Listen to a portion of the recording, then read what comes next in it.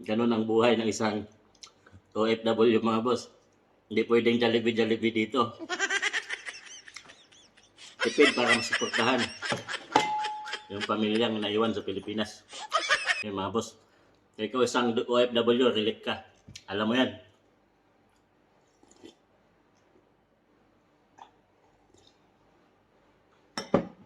So yan. Meron pang isang kainan, ulam para tanghalian. Yan mga boss. Tipid. Yan mga boss, kain. Ganito talaga ang buhay naming mga OFW mga boss. Pag uwi galing trabaho, ikaw na rin magluto dahil wala naman kaming mga kamag-anak dito para may magluto sa amin. Libre kami pagkain dito mga boss pero Monday to Saturday lang. So, linggo, ngayon ay linggo so wala tayong pagkain. Ito mga boss, sardinas. Sinabawan. Nalagyan ko lang ng pichay. Para may sabaw.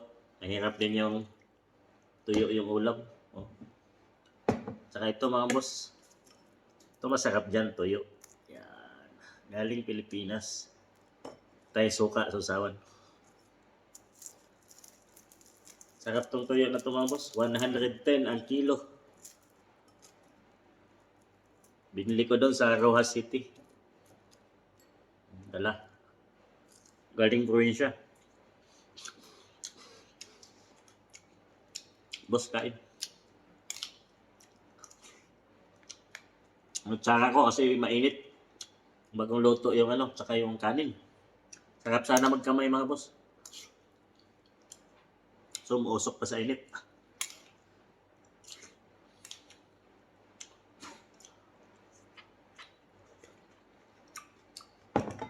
Yan. Kain mga boss.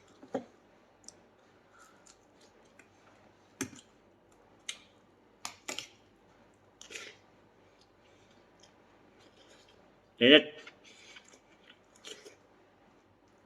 Walang miswa dito mga boss, kaya sarap sana lagyan ng miswa. Kaya udong. Mga boss, sarap. Yung sardinas. Kaya walang miswa dito sa Vietnam.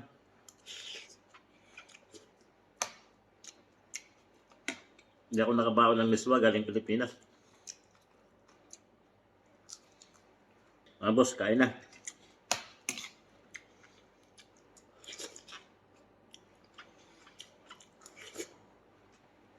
Isang sardinas mga boss. Namihan ko lang ang sabaw.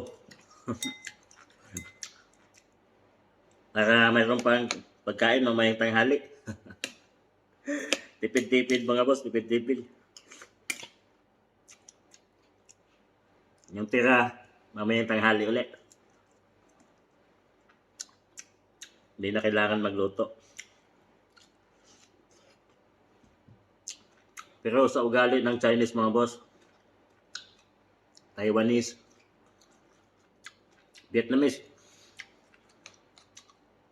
kaya hindi na nila kinakain yung tira mga boss. Kaya di sila kumakain ng mga malamig. Kailangan bagong init. Diskarte na lang pagluluto mga boss. Kung magluto sila ng isang ulam ay kayang ubusin. Ngayon, kainan lang na to. Kaya kung magluto sila mga boss, kunti-kunti, ganito lang. Tsaka maraming putahe. Tigo konti na siguradong maubos ngayon dahil kung may matira dyan mga boss ay hindi na nila kakainin mamayang tanghalian o susunod na kainan dahil magluluto sila uli.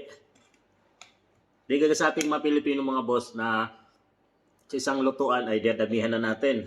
Kunyari ulam, 1 kilo na para sakop na yung tanghalian, hapunan. Ngayon ang paksiw para hanggang mamayang gabi. Pero sa ugali naman Chinese, Taiwanese, Vietnamese mga boss, dahil kasama ko sila dito. Marami akong kasama dito. Ganon sila. Ganon ang galit nila. Doon sa kantin namin mga boss, kung may mga tira yung pagkain doon ay inuwi na ng mamanang. At kaming mga Pilipino, siyempre, dahil ugali natin na magtabi ng pagkain, so kami nagtatabi. Ah, kumukuha kami lang para mamayang gabi, para pang merienda. So ang mga Chinese hindi na sila kumukuha mga boss dahil ayaw nga nila yung tira na kainin pa mamaya. So ganun ang ano mga boss.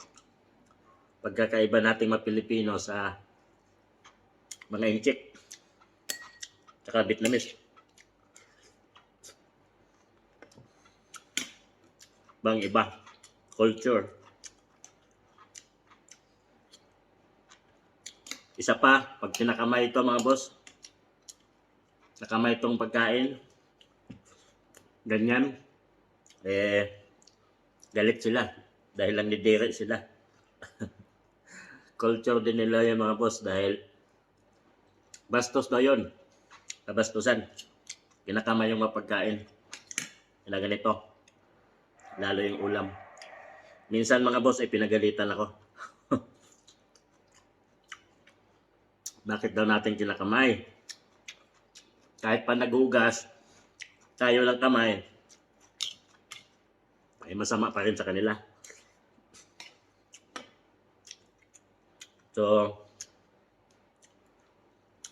kung nakasabay kanila kumain, parang susuka sila or nandidiri mga boss, so nakakahiya. Kaya kadalasan, magamit lang ako ng chopstick. Nag-aaral ng chopstick. Kasi yun ang gamit nila dito. May kutsara naman. Pero bihira sa mga kainan. Na chopstick.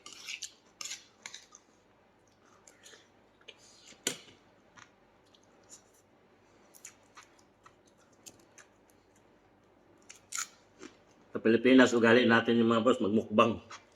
Kamayan. So may mga restaurant pa nga na Kamayan ang pangalan. Gaya na madampa. Kakamay ka lang doon.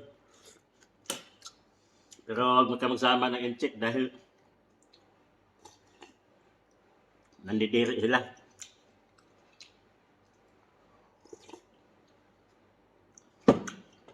Totoo yan mga boss. Matagal na ako dito, 13 years.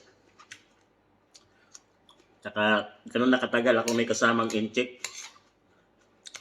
Taiwanese at saka mga Vietnamese. Kaya medyo kabisado ko na yung ugali nila. Iba sa Pilipino talaga. Siyempre, ibang bansa nga tayo. Kaibang bansa. So magkaibang paniniwala.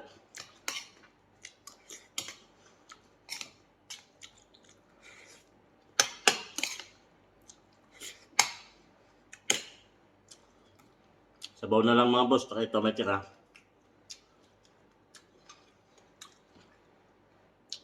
May tanghali, pwede pa.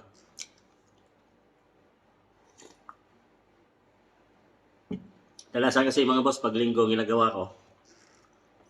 Then late na ako gumigising. Kasi nga, pahinga mga boss. Ayaw ko nang maggala-gala. Kasi pagod sa trabaho mula Lunes hanggang Sabado.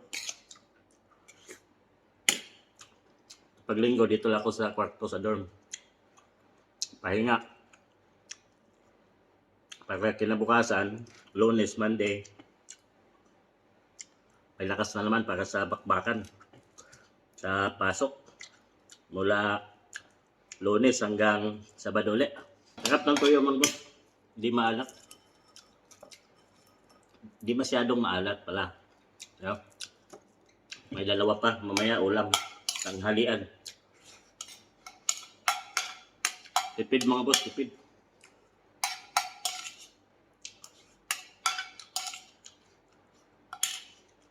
Tipid-tipid sa ibang bansa.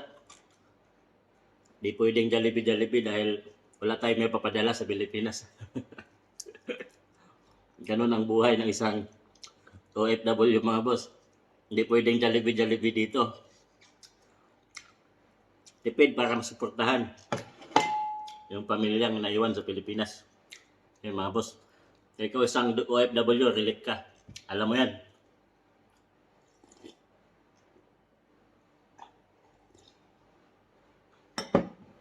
So yan, meron pang isang kainan, ulam para tanghalian. Yan mga boss, tipid.